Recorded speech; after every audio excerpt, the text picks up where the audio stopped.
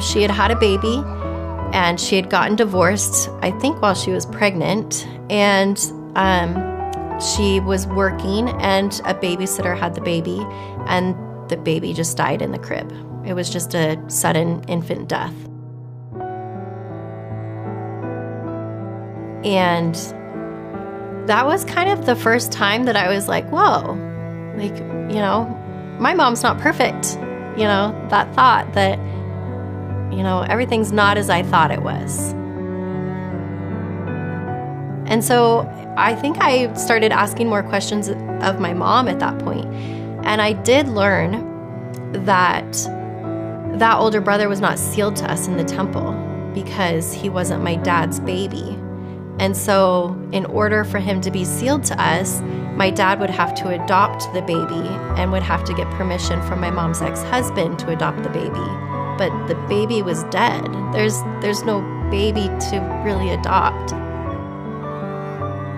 And that was really my first time that I thought about the forever family idea, because we're not going to be together as a family, and my older brother's not going to be with us. I just started to see things differently in my family. I started to realize that maybe we weren't the perfect Mormon family, but I was okay with that.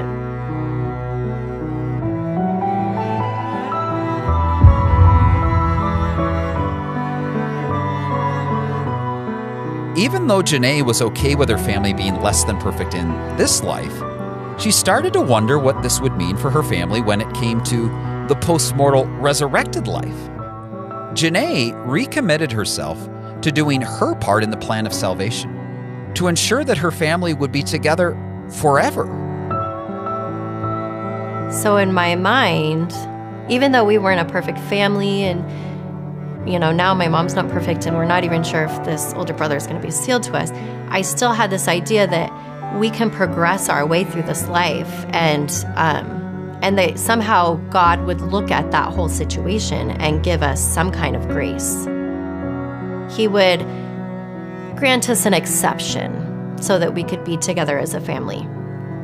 So there was this level of perfectionism that kind of took another step up once I learned about my brother, that if I could be a good enough daughter, you know, we could still be together in heaven.